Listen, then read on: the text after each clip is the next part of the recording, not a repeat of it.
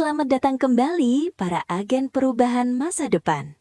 Bertemu kembali di Prodi Pembangunan Sosial, Prodi kebanggaan kita di Universitas Gunung Kidul. Kali ini, kita akan belajar tentang konsep penting makroekonomi, yang tentunya akan sangat berguna saat melaksanakan pemberdayaan masyarakat desa. Kita akan belajar konsep PDB, inflasi, suku bunga, neraca perdagangan, IPM, angkatan kerja, pengangguran terselubung, investasi, dan siklus ekonomi. Lalu, kita juga akan mempelajari kebijakan fiskal, kebijakan moneter, kemiskinan, ketahanan pangan, kesenjangan ekonomi atau Gini rasio, krisis ekonomi, kebijakan subsidi, dan pertumbuhan ekonomi inklusif. Semua konsep itu kita bahas dalam konteks perekonomian desa, supaya lebih membumi, dan teman-teman segera dapat merasakan konsep itu di tiap desanya masing-masing. Oke, mari kita renungkan sejenak pertanyaan ini. Mengapa kita, sebagai calon pemberdaya masyarakat, harus menguasai konsep-konsep dasar makroekonomi? Apa gunanya untuk kita? Paling tidak, ada 5 alasannya. Pertama, perspektif makroekonomi mengubah cara pandang kita. Dari yang awalnya hanya melihat kasus per kasus, sekarang melihatnya sebagai struktur. Ketika melihat banyak keluarga miskin di desa, kita tidak hanya berpikir mereka malas atau mereka kurang beruntung. Tapi kita akan mulai bertanya, apakah ini karena struktur ekonomi desa yang memang timpang? Apakah karena harga hasil panen selalu jatuh? Apakah karena tidak ada lapangan kerja? Ini semua adalah pertanyaan-pertanyaan struktural. Kedua, kita bisa bersikap antisipatif, bukan sekadar responsif. Jika kita paham indikator-indikator ekonomi, kita bisa membaca tanda-tanda akan datangnya badai. Misalnya jika kita tahu harga pangan nasional sedang naik, kita bisa segera berkoordinasi dengan pemerintah desa untuk menyiapkan operasi pasar atau lumbung pangan. Sebelum warga dampingan kita kelaparan, kita tidak hanya menunggu, lalu memberi beras, tapi kita bersikap antisipatif. Ketiga, data makro adalah senjata ampuh untuk advokasi. Jika kita ingin meminta perbaikan irigasi, kita tidak bisa hanya bilang kasihan petani, Pak. Kita harus datang dengan data. Pak, desa kita menyumbang 20% produksi padi kecamatan ini, tapi produktivitas kita stagnan karena irigasi rusak. Ini berdampak negatif pada PDB desa dan pendapatan petani. Dari kasus ini, data membuat advokasi yang kita lakukan lebih berbobot. Keempat, pemahaman ini membuat program yang kita rancang menjadi adaptif. Program pemberdayaan tidak boleh kaku. Ketika ekonomi desa sedang lesu atau resesi, program kita harus lebih fokus pada jaring pengaman sosial, seperti bantuan langsung atau padat karya. Tapi ketika ekonomi sedang bergairah atau boom, kita bisa fokus pada perluasan usaha, pelatihan, dan investasi. Dan kelima, poin yang sangat penting, kita akan belajar bahwa setiap konsep ekonomi itu dinamis. Ia berubah karena dipengaruhi oleh variabel-variabel lain. Inflasi tidak datang tiba-tiba. Ia berubah karena harga pangan atau karena jumlah uang beredar, atau karena sebab lainnya. Dengan memahami variabel pemicunya, analisis kita menjadi lebih tajam dan intervensi kita lebih tepat sasaran. Oke, mari kita mulai dari konsep yang paling fundamental. Konsep produk domestik bruto atau PDB. Tapi, PDB itu dalam konteks perekonomian desa ya, yaitu PDB versi desa. Secara sederhana, PDB desa adalah nilai total dalam satuan rupiah dari seluruh barang dan jasa akhir yang dihasilkan oleh warga desa kita dalam setahun. Ini seperti foto besar yang menunjukkan seberapa besar kue ekonomi yang berhasil kita buat bersama dalam 1 tahun. Analoginya, PDB itu seperti timbangan berat badan. Kita bisa menggunakannya untuk memantau kesehatan ekonomi desa. Kita bertanya, apakah berat badan ekonomi desa kita naik? Itu artinya ekonomi tumbuh. Apakah turun? Itu tandanya ada masalah. Atau tetap saja, itu artinya ekonomi stagnan, tidak berkembang. Lalu, dari aktivitas apa saja nilai PDB desa ini berasal? PDB dapat dihitung dengan 3 pendekatan utama, yaitu pendekatan produksi, pendekatan pengeluaran, dan pendekatan pendapatan. Masing-masing pendekatan memiliki cara tersendiri dalam mengukur aktivitas ekonomi, namun pada akhirnya akan menghasilkan angka PDB yang sama. Mari kita lihat komponen utama dari pendekatan produksi. Yang paling utama biasanya adalah sektor pertanian, meliputi produksi padi, jagung, kedelai, dan buah-buahan. Lalu ada peternakan dan perikanan, seperti sapi, kambing, atau ikan lele dalam kolam. Selanjutnya, industri kecil dan kerajinan yang menjadi ciri khas banyak desa. Misalnya, produksi tahu tempe, anyaman bambu, atau konveksi rumahan. Dan yang tak kalah penting, sektor perdagangan dan jasa. Misalnya warung-warung kecil, tukang ojek, bengkel, dan jasa lainnya. Yang perlu kita pahami, besar kue ekonomi atau PDB ini tidak diam. Nilainya berubah karena beberapa variabel. Pertama, produktivitas. Jika para petani mulai menggunakan bibit unggul yang lebih produktif, maka hasil panen akan meningkat dan PDB desa pun ikut naik. Kedua, luas lahan atau skala usaha. Jika ada pembukaan lahan pertanian baru atau skala usaha peternakan lebih besar, maka produksi total akan meningkat. Ketiga, jumlah tenaga kerja. Semakin banyak warga yang bekerja dan mereka produktif, maka semakin besar pula nilai yang dihasilkan. Keempat, harga jual. Meskipun jumlah produksi sama, jika harga komoditas itu sedang bagus di pasaran, maka nilai PDB desa secara otomatis akan ikut naik. Bagi kita, para pekerja sosial atau pemberdaya masyarakat, data PDB desa ini sangat relevan. Pertama, data ini membantu kita memetakan potensi ekonomi desa. Apakah desa ini punya potensi besar di sektor perikanan atau justru di kerajinan? Dengan begitu, program pemberdayaan yang kita rancang bisa fokus pada sektor unggulan tersebut. Kedua, jika kita melihat PDB desa turun, kita bisa menyelidiki lebih dalam. Apakah penurunan ini disebabkan oleh gagal panen atau disebabkan hal lainnya? Mungkin ada serangan hama atau kekeringan. Dengan mengetahui penyebabnya, kita bisa memfasilitasi solusi yang tepat, misalnya mengundang penyuluh pertanian atau mengusulkan bantuan pompa air. Konsep kedua adalah inflasi.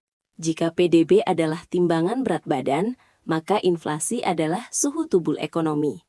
Inflasi adalah kenaikan harga barang dan jasa secara umum dan terus-menerus. Saya tekankan, ini kenaikan umum, bukan hanya harga cabai yang naik karena lagi musim hujan, tapi kenaikan yang meluas dan berlangsung lama. Bayangkan inflasi seperti api kecil yang diam-diam membakar uang kita. Nilai uang yang kita pegang perlahan-lahan menyusut. Uang Rp10.000 minggu lalu bisa untuk membeli 1 liter minyak goreng, minggu ini mungkin hanya bisa untuk 0,9 liter. Jumlah yang kita dapat lebih sedikit. Inilah yang disebut sebagai daya beli yang tergerus. Inflasi tidak terjadi begitu saja. Ada variabel-variabel yang menjadi pemicunya. Yang pertama adalah inflasi tarikan permintaan. Ini terjadi ketika masyarakat punya uang banyak dan berebut belanja, sementara barang yang tersedia terbatas. Di desa, ini sering terjadi saat panen raya atau menjelang lebaran. Uang di kantong penduduk banyak beredar, warung-warung penuh, dan harga-harga pun ikut merangkak naik. Jenis inflasi yang kedua adalah inflasi dorongan biaya. Ini yang paling sering memberatkan warga. Inflasi ini terjadi karena biaya produksi barang naik. Contohnya, ketika harga pupuk melambung tinggi, maka petani harus mengeluarkan biaya yang lebih besar. Biaya ini akan dibebankan ke harga hasil panen. Atau ketika harga BBM naik, maka ongkos angkutan dari desa ke kota ikut naik, dan akhirnya harga semua barang yang diangkut itu pun ikut naik. Yang ketiga adalah jenis inflasi akibat pengaruh faktor psikologis, yaitu ekspektasi inflasi. Jika warga mulai percaya bahwa harga-harga akan terus naik, maka mereka akan cenderung berbondong-bondong belanja sekarang juga. Penjual yang melihat keramaian ini pun ikut menaikkan harga. Akhirnya, ekspektasi itu menjadi kenyataan. Inilah yang disebut sebagai self-fulfilling prophecy, atau ramalan yang menjadi kenyataan. Dampak inflasi ini tidak merata. Kelompok rentan seperti buruh tani dan pekerja informal adalah yang paling menderita. Mengapa? Karena pendapatan mereka tidak tetap dan sangat sulit naik secepat kenaikan harga. Sementara bagi keluarga miskin, inflasi pangan adalah pukulan telak, karena sebagian besar pendapatannya habis untuk membeli makanan. Mereka terpaksa mengurangi porsi makan atau bahkan terpaksa tidak makan sama sekali di waktu malam. Sebagai pekerja sosial, kita harus sensitif terhadap perubahan suhu ekonomi ini. Ketika kita membaca tanda-tanda inflasi, jangan diam. Kita harus segera bertindak. Misalnya dengan mengadvokasi pemerintah desa untuk menggelar operasi pasak, mengaktifkan kembali lumbung pangan desa, atau mendorong program padat karya yang bisa memberikan tambahan pendapatan bagi warga yang paling terpukul. Kita masuk ke konsep ketiga, yaitu suku bunga. Suku bunga, dalam bahasa yang paling sederhana, adalah harga dari uang. Ya, harga dari uang. Ketika kita meminjam uang, kita harus membayar harga sewa atas uang itu. Namanya bunga pinjaman. Ketika kita menabung, kita menerima harga sewa juga, karena bank menggunakan uang kita, namanya bunga simpanan. Mari kita gunakan analogi sewa rumah. Sama seperti kita membayar sewa bulanan untuk bisa tinggal di rumah orang lain, kita membayar bunga bulanan untuk bisa menggunakan uang orang lain, bank atau rentenir, demi memenuhi kebutuhan kita. Ada dua jenis suku bunga yang perlu kita pahami. Yang pertama adalah suku bunga kredit atau pinjaman, yaitu bunga yang harus dibayar ketika kita meminjam uang. Yang kedua adalah suku bunga simpanan, yaitu imbalan yang kita terima ketika kita menabung. Suku bunga ini tidak tetap. Ia berubah karena beberapa variabel. Yang paling utama adalah kebijakan Bank Sentral atau BI Rate. Ketika Bank Indonesia menaikkan suku bunga acuannya, maka biasanya suku bunga kredit di bank-bank umum dan juga KUR akan ikut naik. Variabel kedua adalah tingkat inflasi. Lembaga keuangan akan menaikkan suku bunga untuk melindungi nilai uang mereka. Jika inflasi tinggi, bunga pinjaman juga akan tinggi. Variabel ketiga adalah risiko kredit. Jika seseorang dinilai cenderung gagal bayar, misalnya karena usahanya tidak punya catatan keuangan yang jelas, maka bunga yang dikenakan akan lebih tinggi. Inilah salah satu alasan mengapa rentenir bisa mematok bunga sangat tinggi. Keempat, dipengaruhi oleh likuiditas atau jumlah uang yang beredar. Jika banyak uang beredar, suku bunga cenderung turun. Jika uang sulit didapat, suku bunga akan naik. Bagi kita, pemahaman ini sangat krusial. Ketika suku bunga KUR naik akibat kebijakan Bank Indonesia, maka cicilan pinjaman kelompok usaha dampingan kita bisa membengkak. Keuntungan yang tadinya cukup untuk ditabung akan habis untuk membayar bunga. Kita harus waspada dan membantu mereka menghitung ulang kemampuan bayar. Lebih dari itu, kita juga harus terus mengedukasi warga tentang bahaya rentenir yang mematok bunga tidak wajar. Dan solusi jangka panjangnya adalah kita perlu terus menguatkan koperasi atau lembaga keuangan mikro desa, agar lembaga itu dapat menawarkan bunga yang lebih bersahabat dan proses yang lebih mudah. Kita lanjut ke konsep keempat, yaitu neraca perdagangan desa. Konsep ini sederhana, tapi sangat kuat untuk melihat kemandirian ekonomi sebuah desa. Neraca perdagangan desa adalah perbandingan antara apa yang dijual desa keluar desanya, yaitu ekspor, dengan apa yang dibeli desa dari luar desanya, yaitu impor. Bayangkan ini seperti buku catatan keuangan keluarga. Setiap bulan kita punya pemasukan dari gaji atau hasil usaha, dan kita juga punya pengeluaran untuk belanja. Jika uang yang masuk lebih besar dari yang keluar, maka kita surplus, bisa menabung. Tapi jika pengeluaran lebih besar, kita defisit. Mungkin kita harus berutang. Neraca perdagangan desa persis seperti itu, tapi untuk satu desa. Apa saja yang termasuk ekspor desa? Ini bisa berupa hasil panen padi atau sayur yang dijual ke keluar desa kita, bisa juga hewan ternak seperti sapi atau kambing yang dijual ke luar desa, kerajinan anyaman yang dibeli wisatawan, dan yang tak kalah penting adalah tenaga kerja. Uang yang dikirim oleh warga kita yang merantau atau bekerja di kota juga merupakan pemasukan bagi desa, semacam ekspor jasa tenaga kerja. Sementara itu, impor desa adalah semua barang dan jasa yang didatangkan dari luar desa.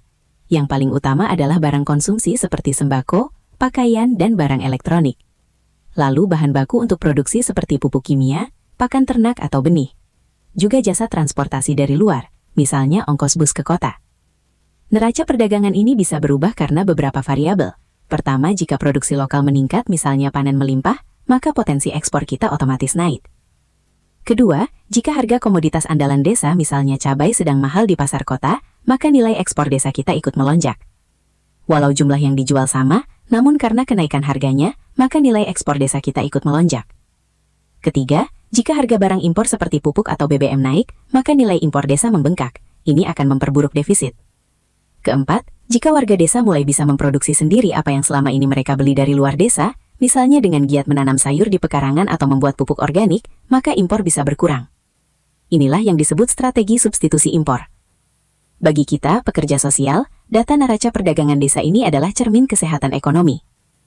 Defisit yang terus-menerus adalah tanda bahaya. Itu artinya uang warga lebih banyak mengalir keluar desa untuk membayar barang dari luar, daripada uang yang masuk ke desa. Desa menjadi sangat tergantung dan rentan terhadap guncangan harga dari luar. Tugas kita adalah mendampingi warga untuk memperbaiki neraca ini, dengan mendorong peningkatan nilai tambah produk ekspor, misalnya dengan mengolah singkong menjadi tepung mokaf atau keripik. Dan mendorong gerakan substitusi impor, misalnya dengan program pekarangan pangan lestari. Sekarang kita masuk ke konsep kelima, yang sangat dekat dengan jiwa kita sebagai pemberdaya masyarakat, yaitu Indeks Pembangunan Manusia atau IPM. Jika PDB mengukur kuantitas, seberapa besar kue ekonomi, Maka IPM mengukur kualitas, seberapa bergizi, dan bagaimana kue itu dinikmati oleh seluruh warga. IPM adalah indikator yang merangkum 3 dimensi paling fundamental dari kehidupan manusia. Dimensi pertama adalah kesehatan, yang diukur dengan angka harapan hidup. Ini adalah perkiraan rata-rata lamanya seseorang akan hidup. Angka ini sangat dipengaruhi oleh gizi, sanitasi, dan akses layanan kesehatan. Dimensi kedua adalah pengetahuan, yang diukur dari harapan lama sekolah, yaitu lamanya anak-anak usia sekolah, diharapkan dapat bersekolah. Dan juga rata-rata lama sekolah, yaitu rata-rata jumlah tahun yang telah ditempuh oleh penduduk dewasa untuk bersekolah. Dimensi ketiga adalah standar hidup layak, yang diukur dengan pengeluaran per kapita yang sudah disesuaikan. Ini mencerminkan daya beli masyarakat. IPM ini tidak diam, ia bisa naik atau turun, tergantung variabel-variabel di bawahnya. Penentu utama pada dimensi kesehatan adalah akses dan kualitas layanan kesehatan, seperti puskesmas, posyandu, dan juga ketersediaan air bersih serta sanitasi. Faktor kunci pada dimensi pendidikan adalah ketersediaan sekolah, jarak tempuh, dan angka putus sekolah. Sedangkan untuk standar hidup, penentunya adalah pendapatan real masyarakat, yaitu pendapatan setelah dikurangi inflasi. Bagi kita, IPM adalah tujuan akhir dari semua kerja-kerja pemberdayaan. Setiap program yang kita jalankan, apakah itu pelatihan, pendampingan kesehatan, atau advokasi pendidikan, pada akhirnya harus berkontribusi pada peningkatan IPM dari warga dampingan kita. Ketika kita melihat data IPM sebuah desa rendah, itu adalah alarm yang berbunyi nyaring. Kita harus bertanya, apakah karena banyak anak putus sekolah? Apakah karena angka stunting tinggi yang menekan angka harapan hidup, ataukah karena daya beli masyarakat lemah? Temuan ini kemudian menjadi bahan advokasi kita kepada pemerintah desa dan dinas terkait. Dengan data yang akurat, kita bisa mendesak perbaikan puskesmas, penambahan guru, atau program bantuan sosial yang tepat sasaran. IPM adalah kompas yang menunjukkan apakah pembangunan di desa sudah berjalan di jalur yang benar atau belum. Konsep keenam adalah tentang angkatan kerja. Angkatan kerja adalah semua penduduk usia kerja antara 15 tahun sampai 64 tahun yang siap untuk bekerja. Mereka adalah sumber daya manusia utama yang akan menggerakkan roda ekonomi desa. Analoginya, angkatan kerja itu seperti para pemain dalam tim sepak bola desa. Ada yang sedang main di lapangan, ada yang jadi cadangan, dan ada yang sedang pemanasan dan siap dimasukkan. Mereka semua adalah sumber daya yang siap diturunkan untuk memenangkan pertandingan, yaitu membangun ekonomi desa. Dalam angkatan kerja, kita bisa membaginya menjadi 2 kelompok besar. Kelompok pertama adalah penduduk yang bekerja, yaitu mereka yang saat ini sedang melakukan kegiatan ekonomi. Mereka bisa sebagai petani, buruh, pedagang, pegawai, dan lain-lain. Kelompok kedua adalah pengangguran terbuka. Mereka saat ini tidak bekerja, tetapi secara aktif sedang mencari pekerjaan.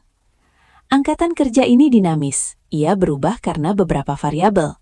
Pertama, perubahan jumlah penduduk usia kerja. Setiap tahun akan ada anak-anak usia 15 tahun yang masuk ke kategori usia kerja, sehingga angkatan kerja bertambah. Adik kita yang tahun ini ulang tahun yang ke-15 akan masuk usia kerja dan menambah angkatan kerja baru. Kedua, tingkat partisipasi angkatan kerja atau TPAK.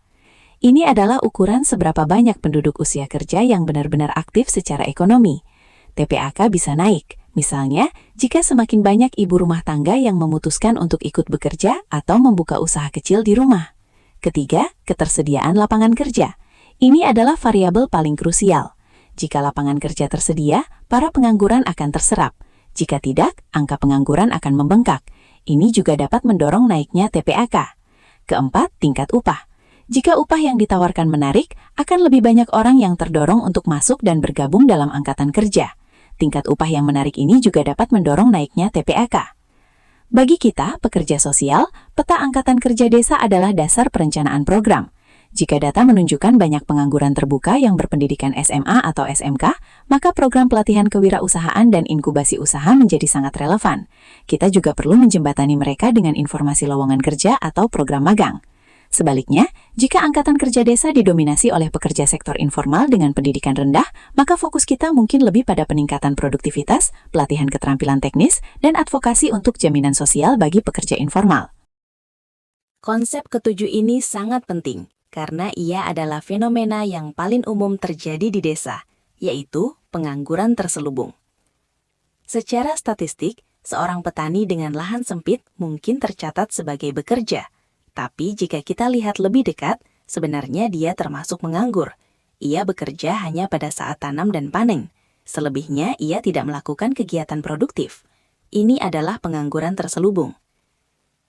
Analogi yang tepat adalah sebuah tim sepak bola yang punya 15 pemain di lapangan, padahal aturannya hanya 11.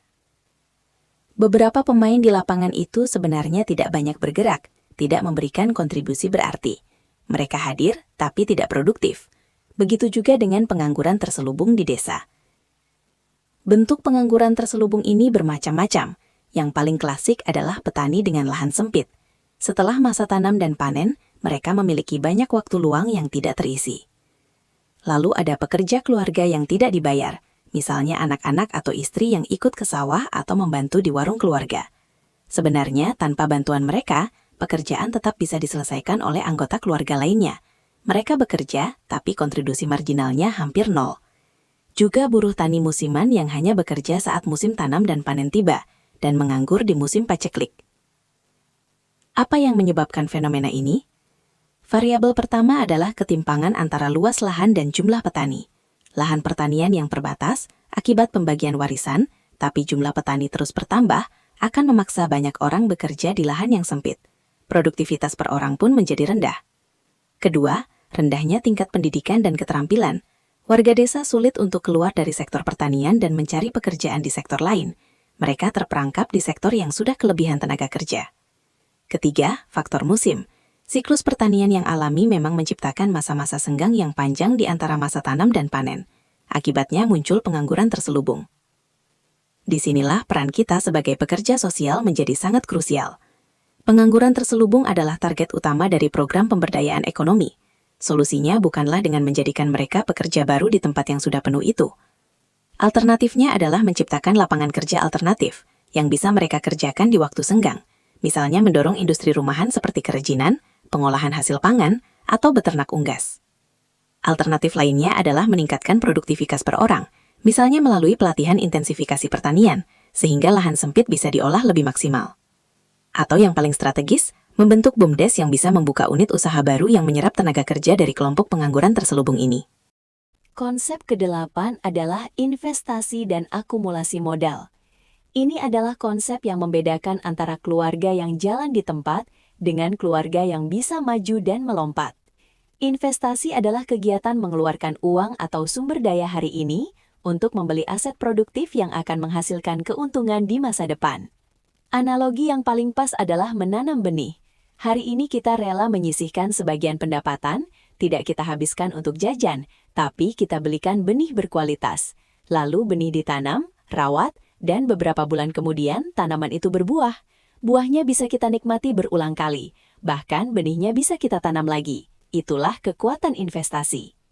Di desa, investasi bisa dalam berbagai bentuk.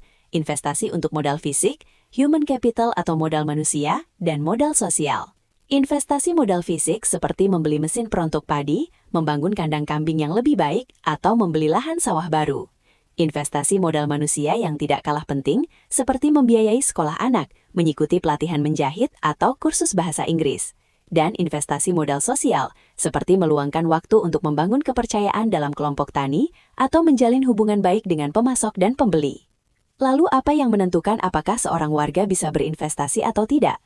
Pertama, tingkat pendapatan. Semakin besar sisa uang setelah kebutuhan pokok terpenuhi, semakin besar peluangnya untuk investasi.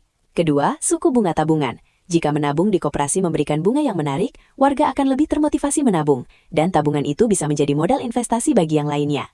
Ketiga, akses ke lembaga keuangan. Apakah ada koperasi atau bank yang mau memberi pinjaman modal dengan bunga wajar? Keempat, faktor mental atau budaya. Apakah warga kita lebih suka menghabiskan uang untuk hal-hal konsumtif seperti beli pulsa, rokok, atau nonton? Atau mereka punya kebiasaan menyisihkan pendapatan untuk masa depannya? Sebagai pekerja sosial, kita sering mendampingi keluarga yang sulit keluar dari kemiskinan. Salah satu penyebab utamanya adalah ketidakmampuan melakukan akumulasi modal. Semua pendapatan, sekecil apapun, habis untuk konsumsi hari ini. Tidak ada yang tersisa untuk ditabung, apalagi diinvestasikan. Tugas kita adalah mendampingi mereka untuk perlahan mengubah kebiasaan ini. kita bisa memfasilitasi pembentukan arisan yang tujuannya bukan untuk beli baju baru, tapi untuk beli bibit unggul atau modal usaha. Kita bisa mengedukasi mereka bahwa menyekolahkan anak adalah investasi jangka panjang yang paling berharga. Dan kita bisa membantu kelompok usaha untuk membeli alat produksi secara bersama-sama, sehingga biaya lebih murah dan usaha mereka bisa meningkat. Konsep ke-9 adalah siklus ekonomi. Teman-teman, perekonomian tidak pernah datar-datar saja. Perekonomian bergerak naik dan turun dalam sebuah siklus yang berulang. Ini seperti irama pasang surutnya air laut. Ada saatnya pasang, ombaknya besar, banyak ikannya. Tapi ada saatnya surut, karang-karang muncul, nelayan harus beristirahat. Nah, memahami irama siklus ekonomi ini adalah kunci untuk bertahan dan berkembang. Di desa, terutama desa agraris, siklus ekonomi sangat terlihat. Fase ekspansi atau fase boom biasanya terjadi saat panen raya. Saat panen itu, uang beredar banyak di masyarakat.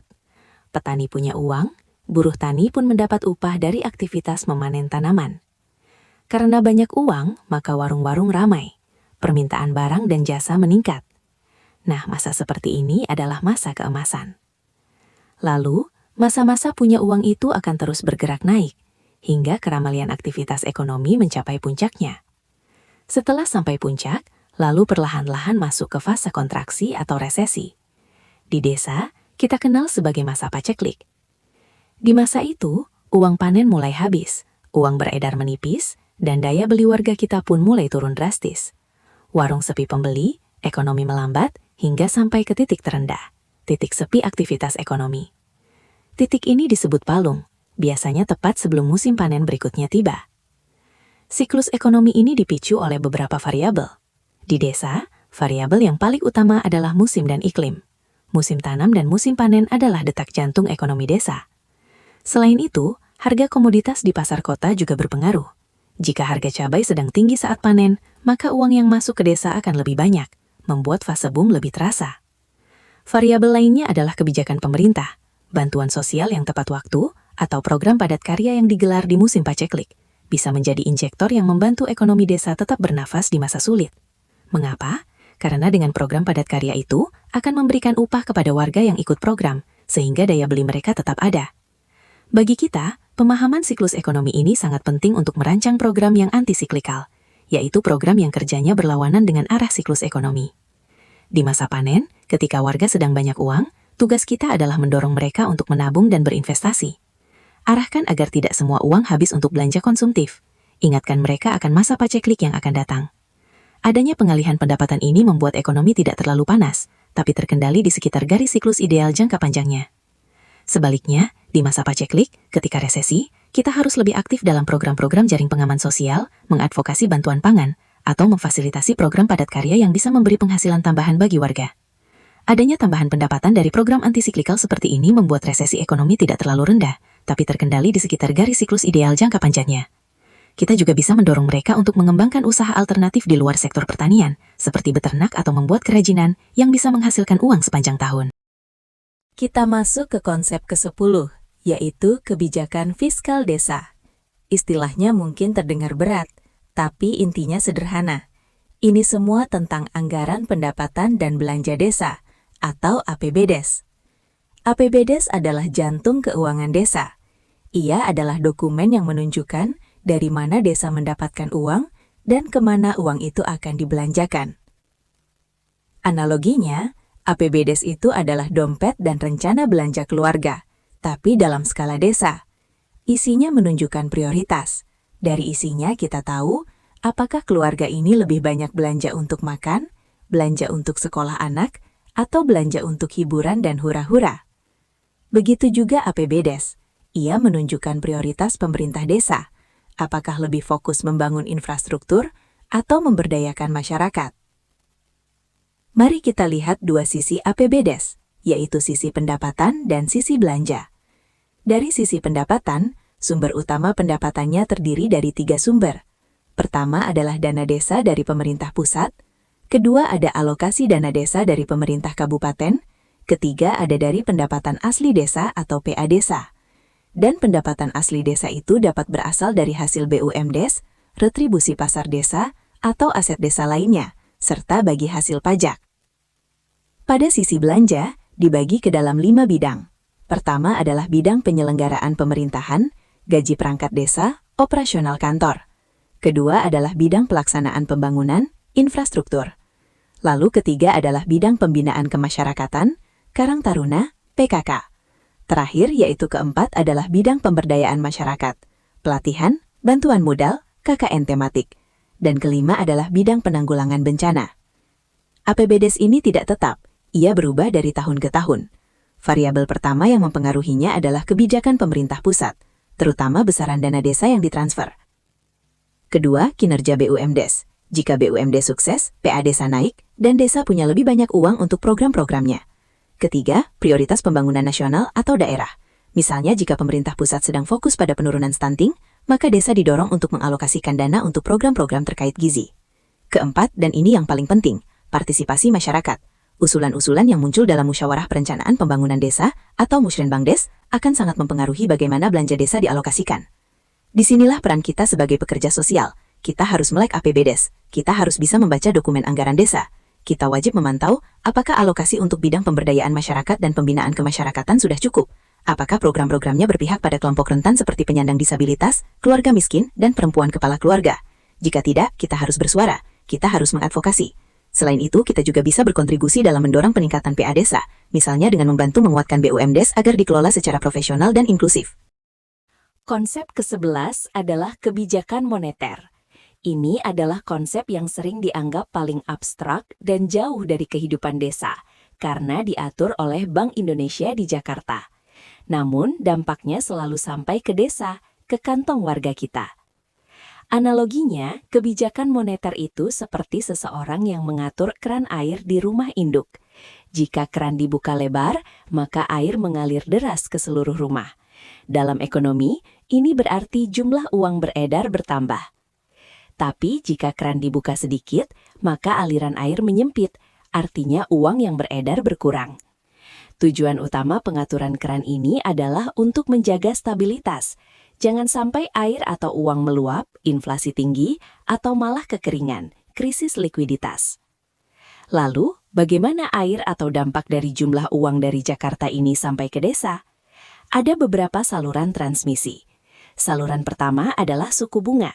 Ketika Bank Indonesia menaikkan suku bunga acuannya, maka suku bunga kredit di bank-bank termasuk KUR akan ikut naik. Akibatnya, cicilan pinjaman usaha mikro bisa membengkak. Saluran kedua adalah nilai tukar. Tugas BI adalah menjaga nilai rupiah. Jika rupiah melemah terhadap dolar, maka semua barang yang mengandung komponen impor akan ikut naik. Di desa, ini berarti harga pupuk kimia, pakan ternak pabrikan, dan alat-alat pertanian elektronik akan melonjak.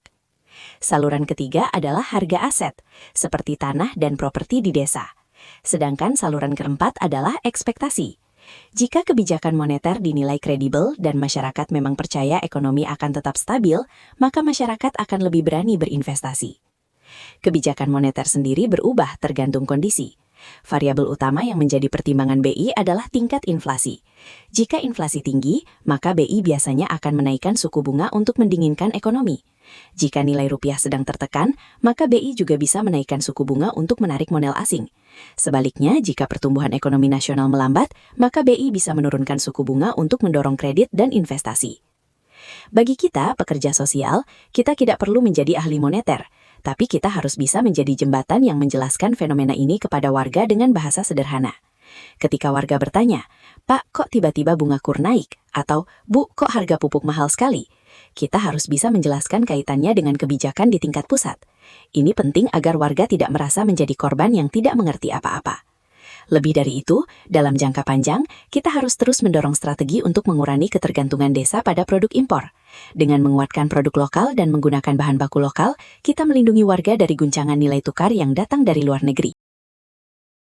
Kita masuk ke konsep ke-12, yang merupakan inti dari pekerjaan kita, yaitu kemiskinan. Sebagai pekerja sosial, kita harus paham bahwa kemiskinan itu tidak tunggal. Ia punya banyak wajah, dan setiap wajah membutuhkan pendekatan yang berbeda.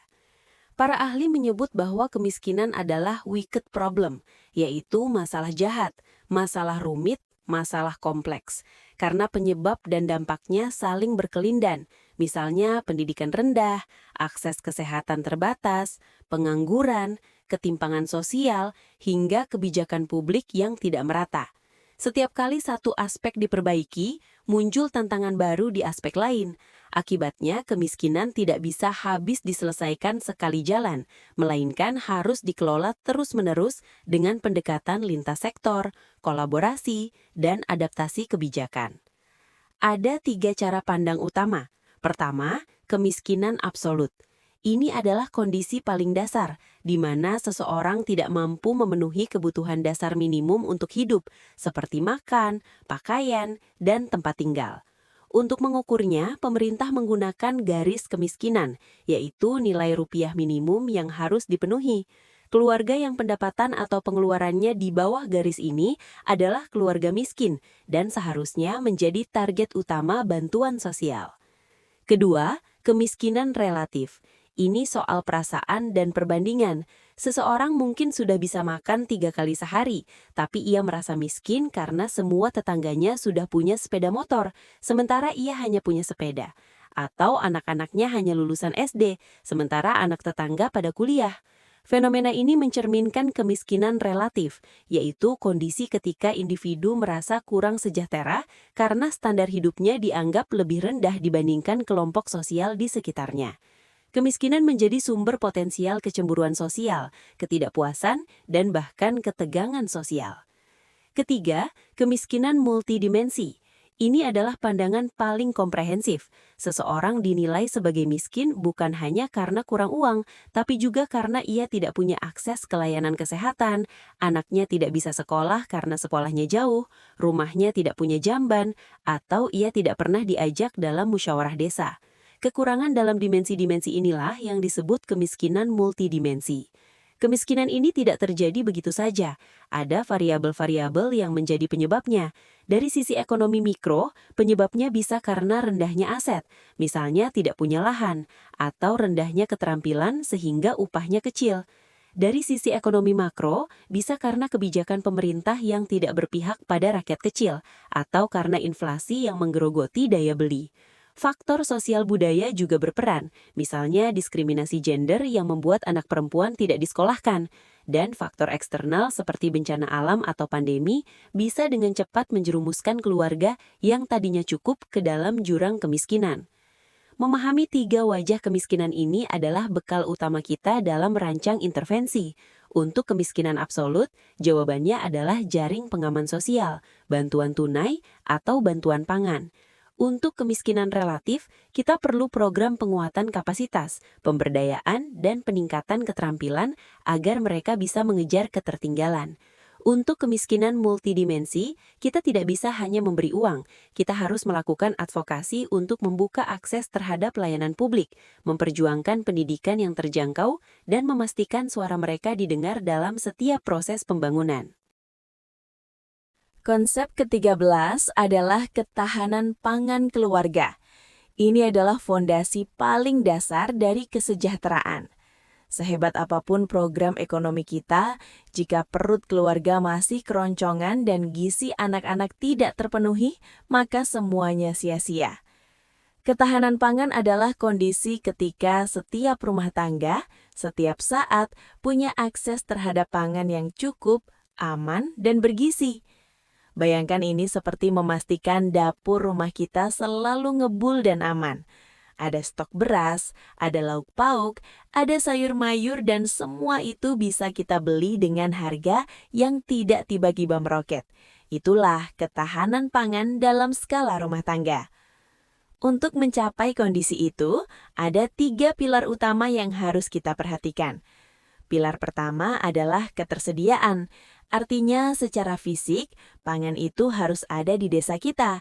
Bisa dari hasil panen sendiri, dari lumbung desa, atau dari pasokan pedagang. Pilar kedua adalah keterjangkauan. Ini soal daya beli.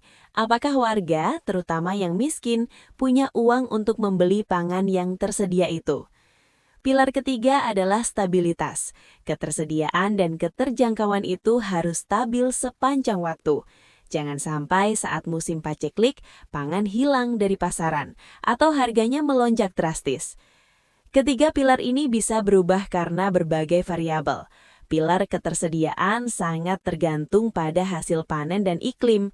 Pilar keterjangkauan dipengaruhi oleh pendapatan warga dan inflasi. Pilar stabilitas dipengaruhi oleh kelancaran distribusi, kondisi jalan, dan juga spekulasi harga. Bagi kita, pekerja sosial, isu ketahanan pangan ini harus menjadi perhatian utama dalam setiap program. Kita bisa mendorong diversifikasi pangan, yaitu mengajak warga untuk tidak hanya bergantung pada beras, tetapi juga mengonsumsi umbi-umbian, jagung, atau sagu yang mungkin lebih mudah didapat. Kita juga bisa mengadvokasi pemerintah desa untuk membantu peningkatan produktivitas pertanian dan mengaktifkan kembali lumbung pangan desa sebagai cadangan saat paceklik tiba. Dan yang tak kalah penting, kita harus terus mengedukasi keluarga tentang pentingnya gizi seimbang, karena pangan yang bergizi adalah fondasi utama bagi kesehatan dan kecerdasan anak-anak desa, generasi penerus kita. Kita masuk ke konsep ke-14, yaitu kesenjangan ekonomi. Ini adalah isu yang sangat krusial. Pertumbuhan ekonomi itu penting, tapi sama pentingnya adalah bagaimana hasil pertumbuhan itu dihasilkan dan didistribusikan, dinikmati oleh semua pihak. Kesenjangan ekonomi adalah ukuran ketimpangan distribusi pendapatan dan kekayaan antar warga. Ukuran yang sering dipakai adalah koefisien Gini. Angka 0 berarti semua penduduk punya pendapatan yang sama, sangat merata. Angka 1 berarti semua pendapatan dikuasai oleh satu orang saja, sangat timpang. Analoginya adalah tentang pembagian kue.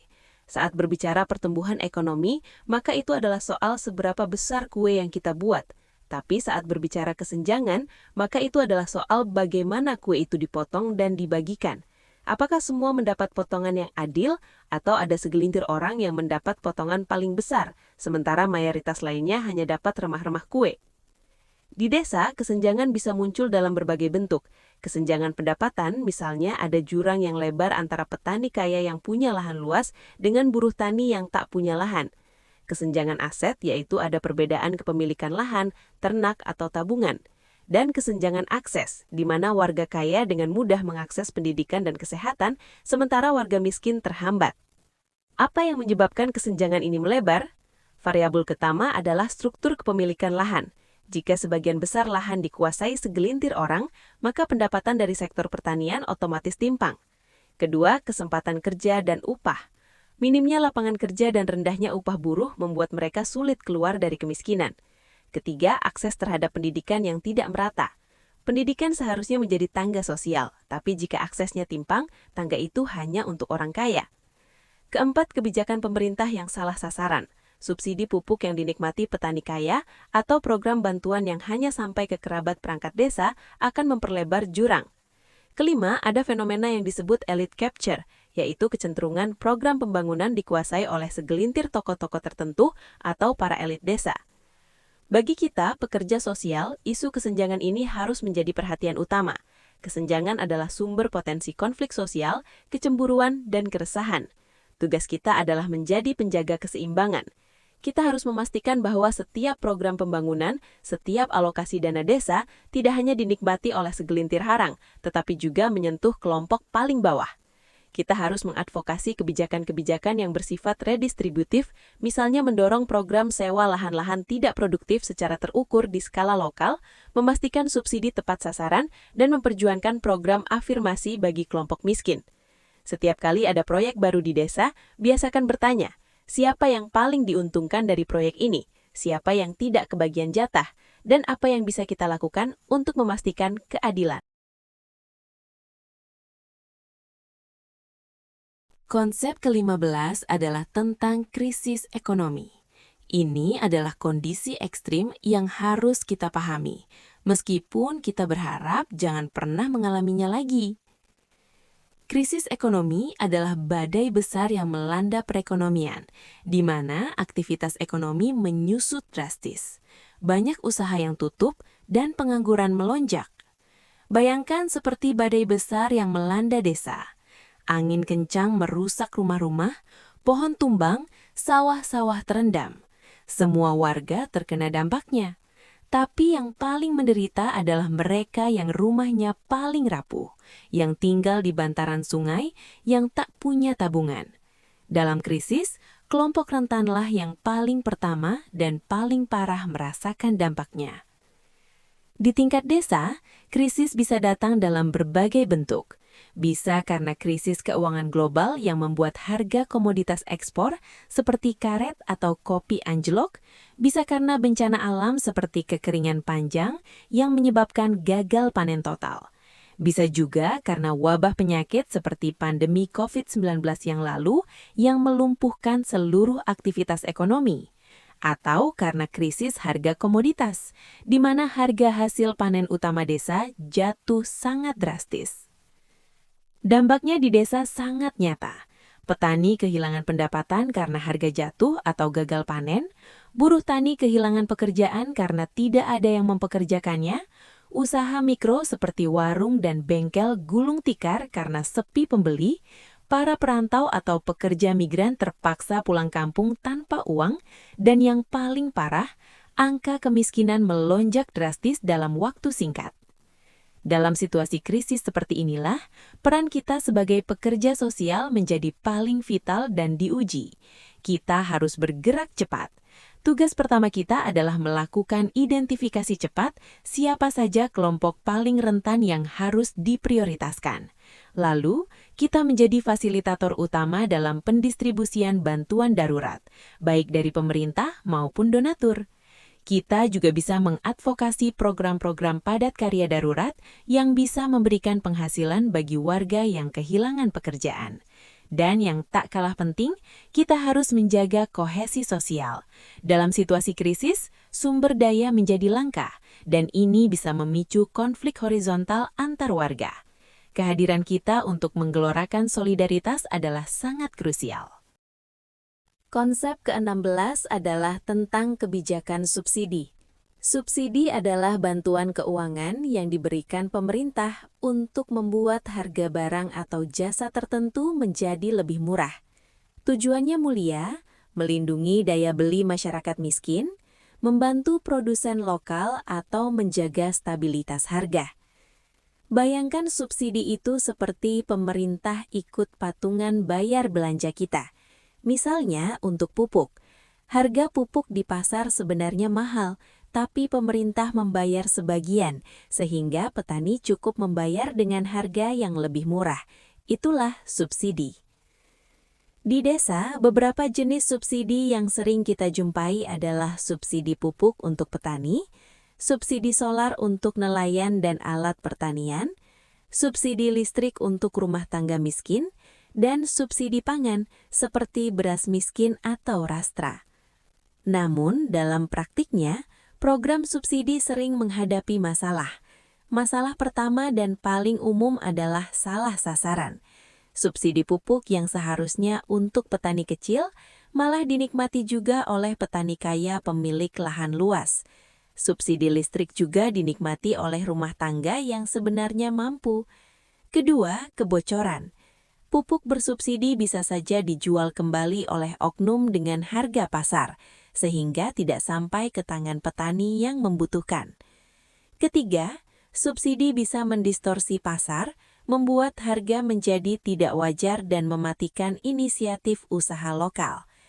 Keempat, subsidi yang besar membebani APBN, dan ini bisa mengurangi alokasi dana untuk sektor lainnya. Sebagai pekerja sosial yang berada di tingkat desa, kita adalah mata dan telinga yang paling dekat dengan realitas. Tugas kita adalah mengawasi penyaluran subsidi ini. Apakah pupuk subsidi benar-benar sampai ke petani gurem yang kita dampingi? Apakah beras miskin diterima oleh keluarga yang benar-benar miskin, atau malah dinikmati oleh kerabat perangkat desa? Jika kita menemukan ketidaktepatan sasaran, maka kita harus mendokumentasikannya dan berani bersuara, mengadvokasi perbaikan kepada pemerintah desa atau dinas terkait. Kita juga bisa berpartisipasi dalam diskusi untuk mencari bentuk subsidi alternatif yang lebih tepat sasaran, seperti bantuan langsung tunai bersyarat yang lebih terukur, atau voucher yang bisa ditukarkan dengan barang tertentu. Akhirnya, kita sampai pada konsep yang ke-17 dan sekaligus menjadi kompas moral dari seluruh perjalanan kita, yaitu pertumbuhan ekonomi inklusif. Konsep ini adalah sintesis dari semua yang telah kita pelajari. Pertumbuhan ekonomi inklusif adalah pertumbuhan yang tidak hanya besar secara kuantitas, tapi juga berkualitas secara sosial. Mari kita gunakan analogi kue. Pada tipe pertumbuhan ekonomi yang biasa saja, maka kita hanya fokus pada seberapa besar kue yang kita hasilkan. Tapi pada tipe pertumbuhan inklusif, kita bertanya lebih jauh. Pertama, apakah proses pembuatan kue itu melibatkan semua orang? Apakah semua warga desa, termasuk penyandang disabilitas, kaum perempuan, dan warga miskin, punya kesempatan untuk ikut menjadi koki, ikut berkontribusi dalam proses produksi? Kedua, apakah potongan kue itu dibagikan secara adil? Apakah semua lapisan masyarakat mendapat jatah yang layak, atau hanya segelintir elit desa yang menikmatinya? Ada 3 pilar utama yang harus kita tegakkan. Pilar pertama adalah pertumbuhan itu sendiri, yang harus cepat dan berkelanjutan. Kuenya harus terus membesar. Pilar kedua adalah partisipasi. Semua warga harus punya akses yang sama terhadap faktor-faktor produksi, seperti pendidikan, kesehatan, modal, dan pekerjaan. Dan pilar ketiga adalah pembagian manfaat yang adil. Hasil pertumbuhan itu harus dirasakan oleh semua, dan kesenjangan harus semakin menyempit. Artinya, pertumbuhan ekonomi desa itu dari semua, oleh semua, dan untuk semua. Jangan sampai dari semua, oleh semua, tapi hanya untuk beberapa elit desa saja. Lalu bagaimana kita tahu bahwa pertumbuhan di desa kita sudah inklusif? Maka lihat saja dari beberapa indikator yang umum dipakai untuk menilainya. Pertama, angka kemiskinan harus turun signifikan. Kedua, lapangan kerja harus bertambah dan pengangguran berkurang. Ketiga, koefisien Gini yang mengukur kesenjangan harus menunjukkan tren menurun. Dan keempat, indeks pembangunan manusia di semua dimensinya harus terus meningkat. Bagi kita, para pekerja sosial, inilah tujuan akhir dari seluruh pengabdian kita. Kita adalah penjaga dari pertumbuhan inklusif ini. Tugas kita adalah memastikan bahwa setiap kebijakan yang lahir di desa, setiap rupiah dana desa yang dibelanjakan, setiap program pemberdayaan yang kita jalankan benar-benar berkontribusi pada 3 pilar ini. Kita harus selalu waspada. Jangan sampai kita terjebak dalam euforia angka-angka pertumbuhan PDB desa, tapi melupakan bahwa di sudut-sudut desa masih ada warga yang kelaparan, anak-anak yang putus sekolah, dan buruh tani yang tak punya tanah. Tugas kitalah untuk terus mengingatkan, mengadvokasi, dan memastikan bahwa tidak ada satu warga pun, siapapun dia, yang tertinggal dalam proses pembangunan desanya.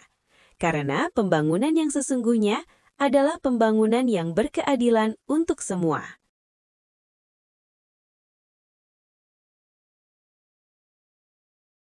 Teman-temanku sekalian, calon-calon pekerja sosial andalan Gunung Kidul, kita telah menempuh perjalanan yang panjang, dan saya harap ini penuh makna.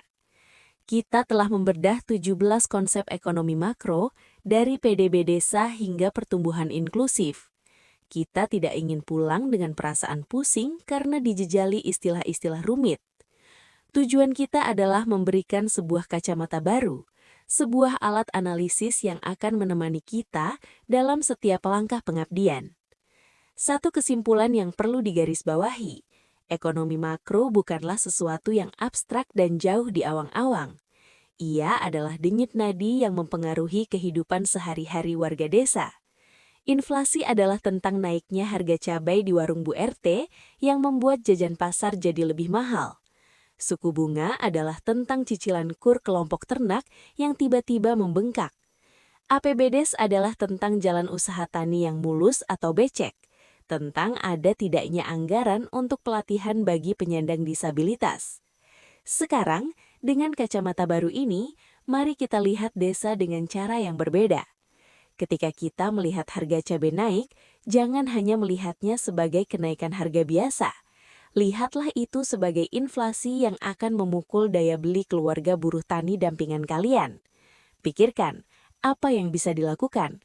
Mungkin mengedukasi mereka untuk menanam cabai sendiri di pekarangan. Ketika melihat proyek pengaspalan jalan desa, maka jangan hanya melihat aspal.